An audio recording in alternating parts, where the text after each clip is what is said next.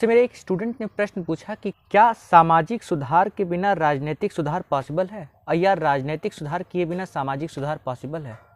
और sir please इस situation को लोकल बॉडी इलेक्शन और लेजिस्लेचर के आधार पर एनालाइज कीजिए। मेरे ख्याल से ये पॉसिबल कंडीशन है ही नहीं। आप बिना सामाजिक सुधार किए किसी का भी राजनीतिक सुधार नहीं कर सकते हैं और राजनीतिक सुधार किए बिना किसी का सामाजिक सुधार नहीं कर सकते हैं। आपको और हमको दोनों लोगों को पता है कि 73वें और 74वें संवैधानिक संशोधन के बाद भारत में लोकल बॉडी इलेक्शन शुरू हुई, यानी कि ग्राम पंचायत और नगर पंचायत का इलेक्शन शुरू हुआ।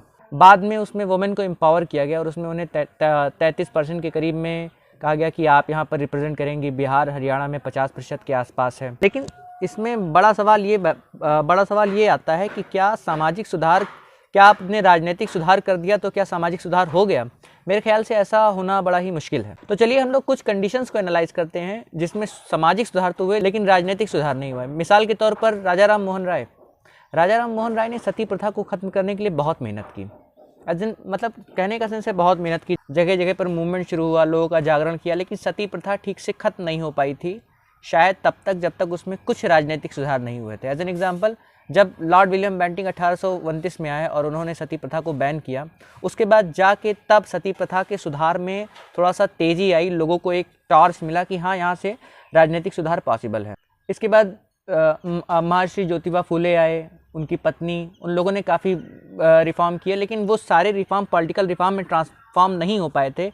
समझिए कि औरतों को उतना अधिकार नहीं मिल पाया था। कहने का सेंस ये, ना राइट टू वोट मिल पाया, ना कुछ और मिल पाया। इवन आज भी अगर हम देखें तो आज भी वुमेन्स जो हैं वो काफ़ी पिछड़ी हुई हैं भारत में किसी मेल के मुकाबले। ठीक है, यानी कि अगर आप सिर्फ सामाजिक सुधार करते जाते हैं और राजनीतिक सुधार की तरफ दृष्टि ही नहीं डालते हैं तो किसी व्यक्ति का संपूर्ण विकास होना सामाजिक और राजनीतिक तौर पर ये बड़ा मुश्किल है, और किसी औरत को एम्पावर करना भी बड़ा मुश्किल है। कुछ पॉलिटिकल रिफॉर्म पर ध्यान डालते हैं जिनका सोशल रिफॉर्म नहीं हुआ।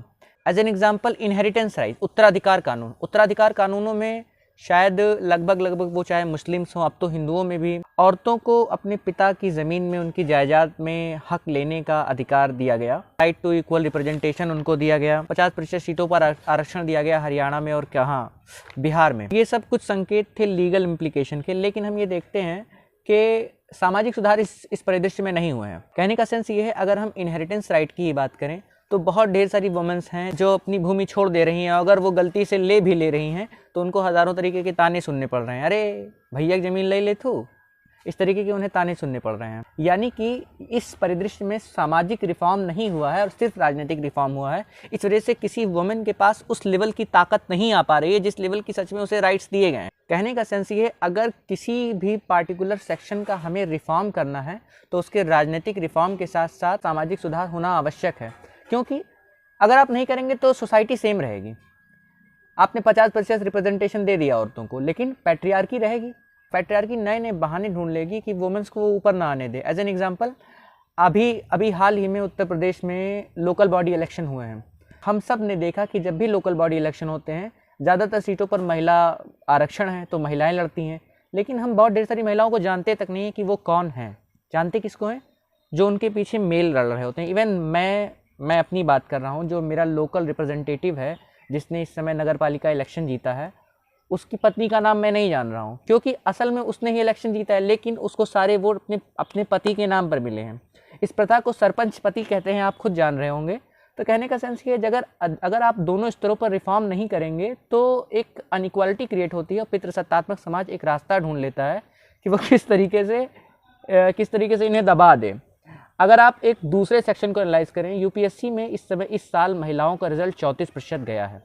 वो वुमेन्स जो हैं, उन औरतों का सामाजिक सुधार लगभग हो चुका है। मैं अगर सामाजिक सुधार को एक इंडिविजुअल के स्तर पर एनालाइज करूं तो मैं पाता हूं कि उन औरतों का सामाजिक सुधार हो चुका है। एजुकेशन में वो गजब की हैं, उनके अंदर कॉन्फिडेंस, उनके अंदर सब कुछ है, और साथ साथ उनकी एक सोशल छवि है।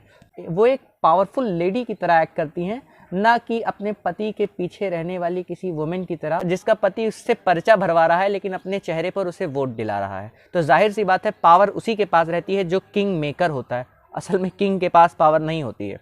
जब सामाजिक सुधार नहीं हुआ रहेगा तो कोई वुमेन है जो बाहर से काम करके आ रही है, जिसको आप इकोनॉमी देने की कोशिश कर रहे हैं, उसको पॉलिटिकल राइट्स देने की कोशिश कर रहे हैं, वो बाहर से काम करके आ रही है, वो घर में आएगी तो उसे दोबारा काम करने पड़ेंगे कुछ ना कुछ। और बड़े पैमाने पर काम करना पड़ेगा, क्योंकि समाज में एक थॉट प्रोसेस है कि यार मैं लड़का हूँ, मैं काम नहीं करूँगा, मैं घर का काम कैसे कर सकता हूँ, भले ही मैं दिन भर रहता हूँ घर में तो क्या।